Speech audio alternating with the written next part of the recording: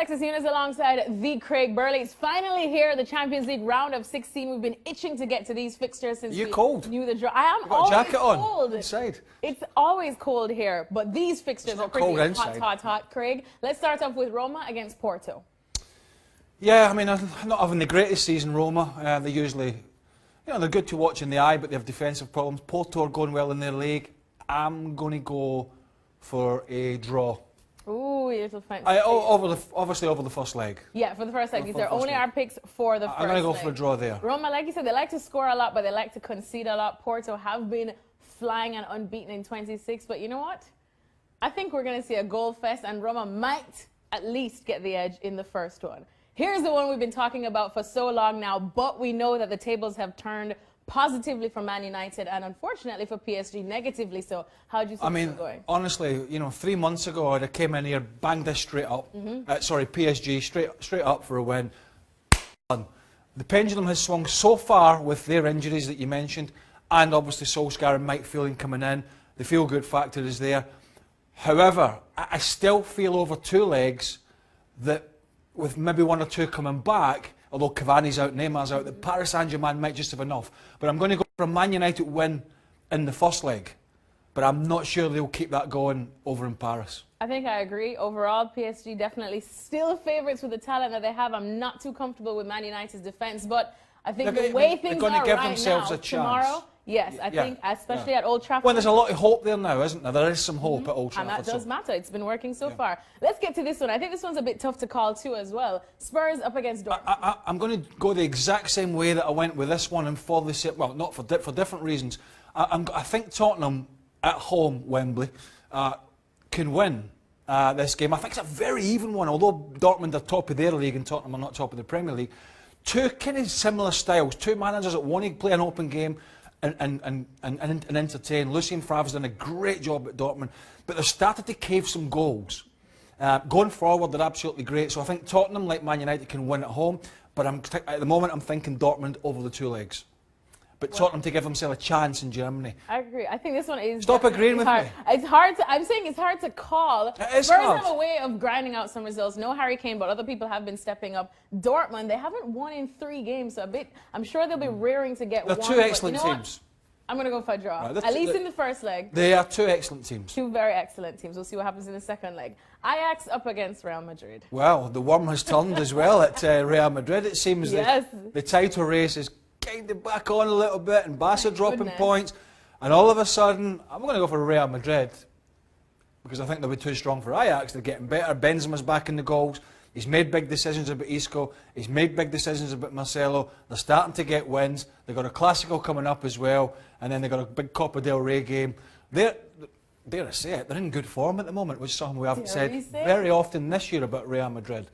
I think Ajax impressed last year, especially in the group stages, but then not much has been going their way since the winter break. I mean, their players were fighting each other in a shock loss at the weekend, so just for that, that's not the kind of mood you want around the camp up against Real Madrid, who love this competition. With or without Ronaldo or Zidane, I'm going to pick Los Blancos. Thanks so much, Craig. Well, at least 2 separating us. We'll see who buys that lobster dinner. Hopefully, it's Mr. Burley. Manchester United taking on PSG, and how the odds have changed since the draw was made back in December. Now PSG are favourites, but it's slim, 13-8 on compared to United, 6-5. Jules, it feels apt to start with you. We now know there's no Cavani for this clash. How are you feeling with your PSG hat going into this game?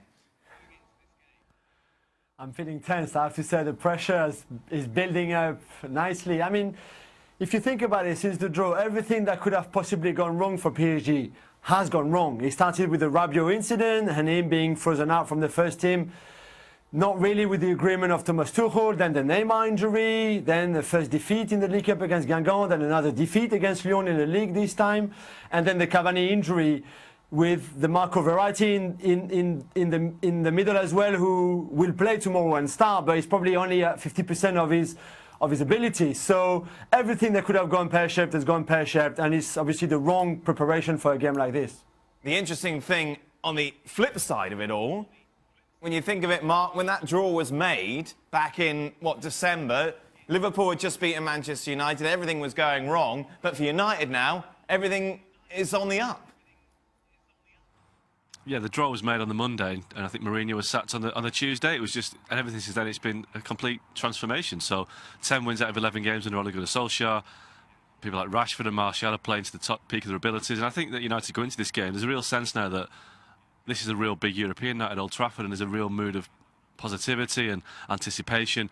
And when Mourinho was in charge, there was none of that whatsoever. It was downbeat, and I think people would have been dreading this tie had Jose stayed. So yeah, everything's changed. I think United go into it favourites, actually. I don't think PSG. I think the bookies on this occasion may have called it wrong.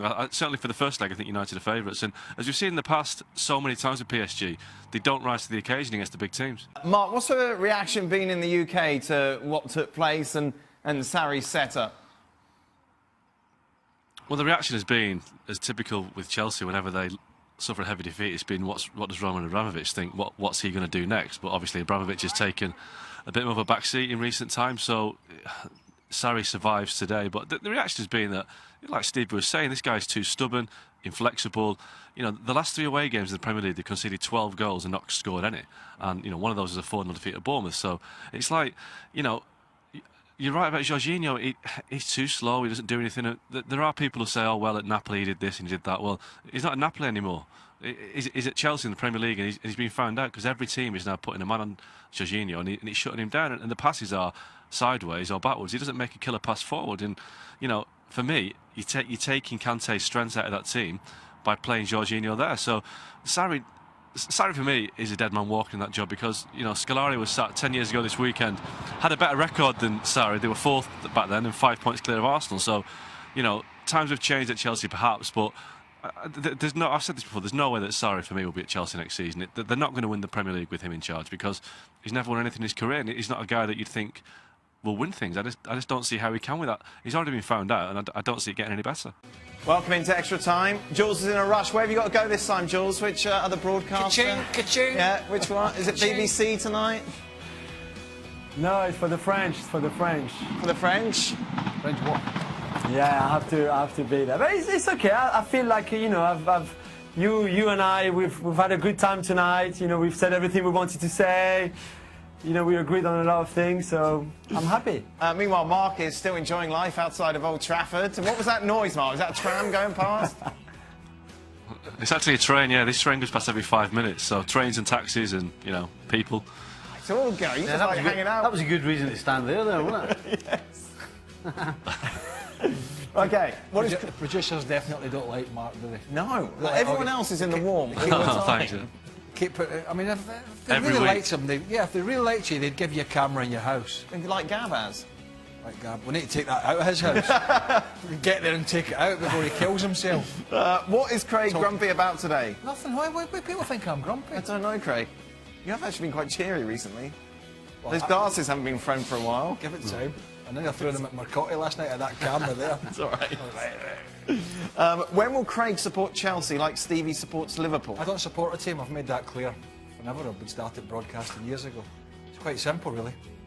See, when you were a kid? Yeah, I played football. I didn't watch it too much. No, but when you were a kid, you must have supported it. Cumnock Juniors. Serious? There must have been a team. I followed Ipswich a little bit in the halcyon days because my Uncle George was there with Mariner and Halcyon? and Robbie Robson and all that. Ooh, so you fill balloons with that? So as a kid, I was kind of did that, but I didn't support anybody. Speaking of that, why is Ogden such a Liverpool hater? I'm not a Liverpool hater. I'm a big admirer of Liverpool Football Club and all their achievements in the past that Stevie Nicol was part of.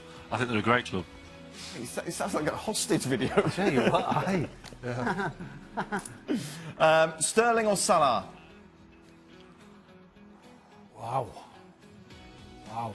I would say at the moment, Sterling. Oh. Stephen? I'd have to agree. Liverpool legend Steve Nicol slams Salah. Yeah. Dismisses Ghost. Listen, How many did he get last year? No, but listen, Sterling. Salah. We were just talking about this actually. Was it yesterday? Yesterday. On the phone. Sterling. You two on the phone talking about I called Sterling him and on the way Salah. back. I called him on the way back. He wasn't making much sense. Neither was I.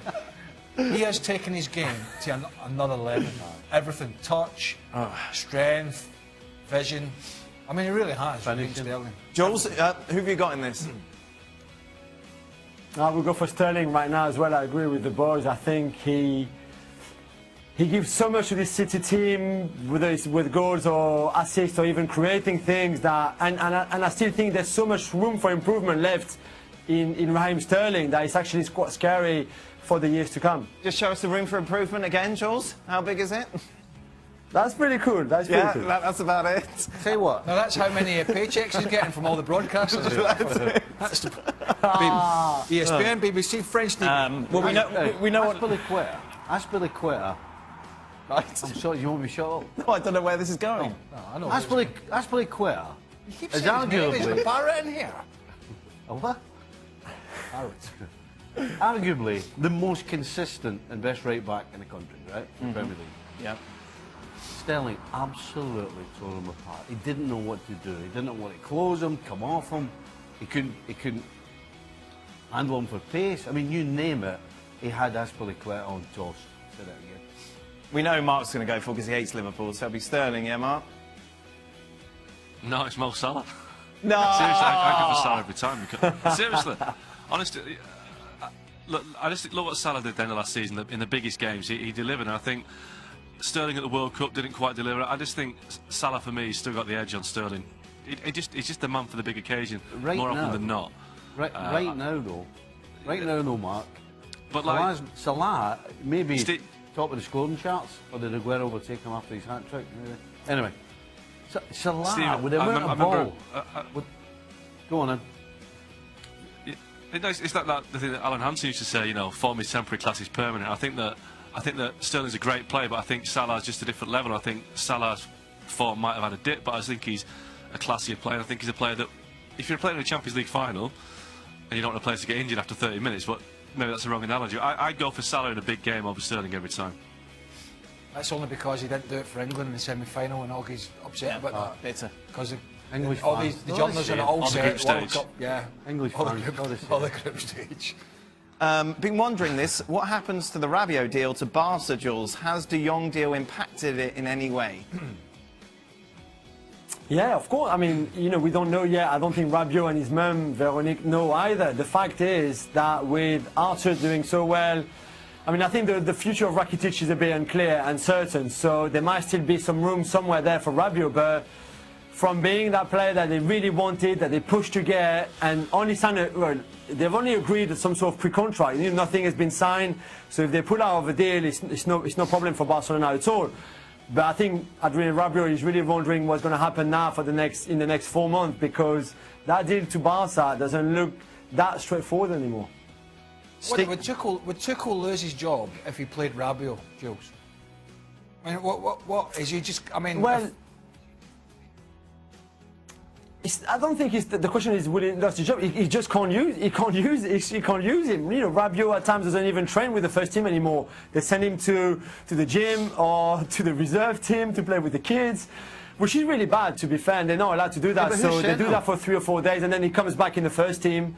But no, Tuchel can't say he's going to come, you know, tonight to get the coach and go to the hotel with the team, and he's going to be in the squad tomorrow. He just even can't do that. So I think, which is a weird one, I know, and we've discussed it a lot on the show. And it's a problem, and it's an issue in the sense that, like you said the other day, you're shooting yourself in the foot by not having him available for your manager and for your team.